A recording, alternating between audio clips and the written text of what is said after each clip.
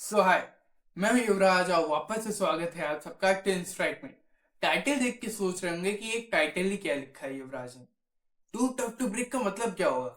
देखो, इस चीज से जान लेना। आज हम बात करेंगे कुछ ऐसे बैट्समैन के बारे में जो अपने टाइम में सबसे टफेस्ट है, जिनको आउट करना इम्पॉसिबल था। बॉलर्स अपनी लाइन लेंथ भूल जाते थे कि इनको आउट कैसे करें, इतनी स्ट्रैटेजी लगाते थे, पर वो बैट्समैन कभी आउट ही नहीं होता था। वो अपना फोकस इतना काम रखते थे कि आउट होना इम्पॉसिबल था उनके लिए। और उन्हें अपनी इनिंग से क्रिकेट के हिस्ट्री में अपना नाम ऐसे लिखा हुआ है जो हम लोग कभी भूल ही नहीं सकते। तो आइए शुरू करते हैं वीडियो को।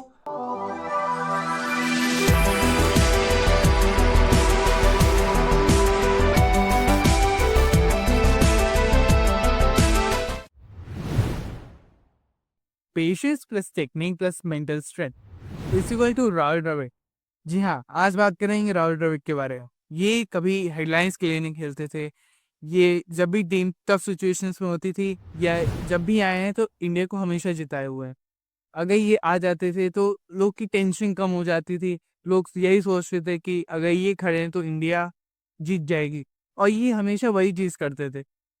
और राहुल द्रविड़ को जब भी जहाँ आप बोल दोगे कि ये चीज़ करनी है तो हमेशा वो रेडी रहते थे। चाहे वो कीपिंग हो, चाहे वो ओपनिंग हो, वो हर जगह बस ये चीज़ कहते थे कि I am ready. Rahul Dravid को हम लोग द बॉल ऑफ क्रिकेट भी बुलाते थे।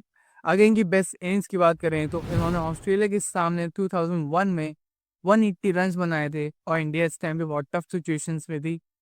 इंडिया 177 पे ही ऑल आउट हो चुकी और ऑस्ट्रेलिया ने 445 का ही ट्रायल दिया हुआ था। इंडिया खेल रही होती तो राहुल द्रविड़ आते हैं। राहुल द्रविड़ 232 पे आते हैं और वीवी लक्ष्मण के साथ 367 रन की पार्टनरशिप करते हैं। और भाई डे 5 चल रहा था और इंडिया ये मैच जीत चुकी होती है। व्हाट अ पारी, मतलब वीवी लक्ष्मण। और अगर ये पारी नहीं होती राहुल द्रविड़ के साथ तो शायद इंडिया ये मैच जीत ही नहीं पाती। Allrounder plus calm temptation is equal to Jacques Kallis. जी हाँ, आज हम बात करेंगे जैक कैलिस के बारे में। अगर आपकी टीम में कोई बॉलर ना हो या कोई बैट्समैन ना हो तो ये प्लेयर आपकी कमी पूरी कर देता है। जैक कैलिस हर चीज़ में बेस्ट थे, द कंप्लीट क्रिकेटर। अगर इनकी बेस्ट इनिंग्स की बात कर लें तो इन्होंने 2014 में श्रीलंका के खिलाफ 224 रन्स बनाए थे, और ये इनका लास्ट मैच था इनके करियर का। और जैक कैलिस ने 18 महीनों से एक भी सेंचुरी नहीं मारी थी, और 67 प्लस के स्ट्राइक रेट से इन्होंने पारी खेली, और ये मैच को इन्होंने जिता दिया था। जबकि साउथ अफ्रीका 1-0 से आगे थी, पर कुछ टफ कंडीशन की वजह से थोड़ी पीछे रह गई थी। पर इन्होंने ऐसी पारी खेली और साउथ अफ्रीका को मैच जिता के सीरीज में नंबर 1 पे रहे। और जैक कैलिस सबसे बेस्ट प्लेयर थे, ऑलराउंडर ही बहुत अच्छे थे, बॉलिंग करनी अच्छी से आती थी उनको। जी हाँ, आज बात करेंगे विराट कोहली के बारे में। जब 3 साल सेंचुरी ना आ रही थी तो लोग बोलने ये लग गए कि अब विराट की चैप्टर ही खत्म हो चुका है। पर जब विराट ने कमबैक किया तो पूरे क्रिकेट को हिला दिया। जब भी मैच होता है तो एक खुशी होती है कि पहला विकेट जब इंडिया गिरेगा तो विराट कोहली ही आएगा। और हर फॉर्मेट में चाहे वो ओडीआई हो, टेस्ट हो या टी20 हो, विराट का एग्रेशन एक ऐसी आदत बन चुकी है हम लोग की, जो हम लोग बिना देखे हम लोग को मैच में मज़ा ही नहीं आता है। बेस्ट इनिंग्स की बात करें तो इन्होंने पाकिस्तान के सामने 2022 में 81 रन की पारी खेली, और ये मैच सबसे हाइप वाला था। जब रॉफ बॉलिंग कर रहे थे तो सर के ऊपर से विराट ने छक्का मारा और मैच को ऐसा पलट दिया जैसे मानो चमत्कार हो चुका। जब विराट छक्के चौके मारने लगे तो इंडिया ही उस टाइम पे एकदम ऐसी खुशी होने लग गई कि अब जीत जाएंगे, अब जीत जाएंगे। और एकदम वही हुआ।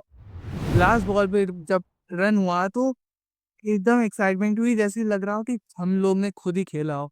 और ये मैच बेस्ट मैच था उनके लिए, उन्होंने खुद भी बोला था। और विराट आज भी लेजेंड है और हमेशा लेजेंड रहेंगे, और आज की जनरेशन के लिए ये हम लोग के इंस्पिरेशन है। बहुत लोग इनको देखते हैं। आज हम बात करेंगे ब्लेन लारा के बारे में।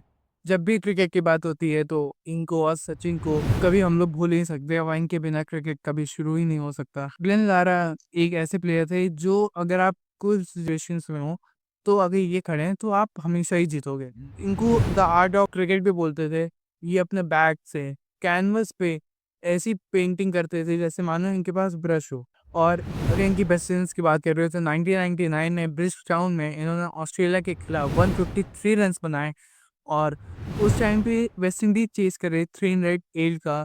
और जब वेस्ट इंडीज की बारिश शुरू हुई तो वेस्ट इंडीज 105 पे 5 हो चुकी, बहुत टफ सिचुएशन हो चुकी, तब लारा आए और उन्हें कमान पकड़ ली। साथ ही साथ रन बढ़ते गए पर लास्ट विकेट पे वेस्ट इंडीज पहुंच चुकी थी। लास्ट बैट्समैन इनके साथ टिके रहे और एंड में ब्लेन लारा चौका मार के जब बस बॉल जा ही रही होती बाउंड्री के पास, तब तक लोग ग्राउंड के अंदर आके खुशियां मना रहे होते कि अब वो जीत चुके हैं।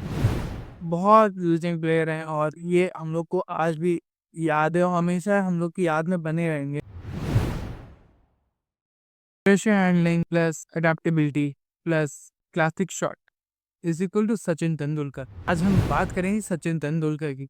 और जब भी कोई क्रिकेट की शुरुआत करता है इनको ही देख के करेगा, पूरा देश इनको ही देख के क्रिकेट शुरू किया और आज भी यूथ इनको देख के इंस्पायर होता है और आगे यूथ भी होते रहेंगे। अगर इनके बेस्ट इनिंग्स की बात कर लूँ तो बेस्ट इनिंग्स में 2004 में इन्होंने सिडनी में ऑस्ट्रेलिया के सामने 224 रन्स बनाए और उस टाइम पे सीरीज टाई पे थी, 1-1 हो चुका था और सचिन आउट ऑफ फॉर्म चल रहे थे।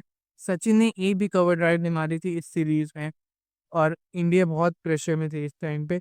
और जब शेन वॉर्न और मैकग्राथ के सामने ये आराम से पेशेंस होकर बैटिंग करते रहे और इंडिया को इन्होंने जिताया और टोटल ये 613 मिनट्स तक पिच पे टिके रहे। 436 बॉल टोटल खेली, 234 रन बना के और इंडिया ये टेस्ट मैच जीत चुकी थी।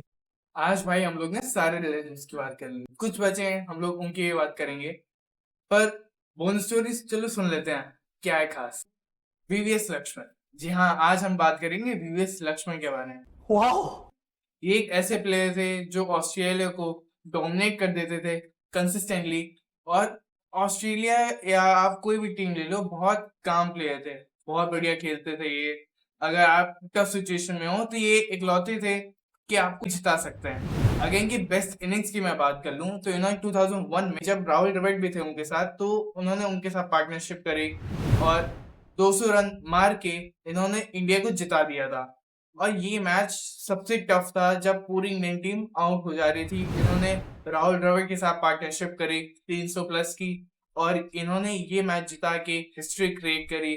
आज के बच्चे और बहुत पुराने बच्चे जानते हैं कि वीवीएस लक्ष्मण क्या है। अगर इनको कोई नहीं जानता तो मतलब शायद क्रिकेट के बारे में वो कुछ नहीं जानता। बात तो सही है। और ऐसी और इंटरेस्टिंग वीडियोस मैं लाता रहूंगा। चैनल को सब्सक्राइब कीजिएगा, शेयर कीजिएगा और कमेंट करिएगा कि आपको सबसे बढ़िया स्टोरी कौन सी लगी। तब तक के लिए स्टे ट्यून्ड, बाय।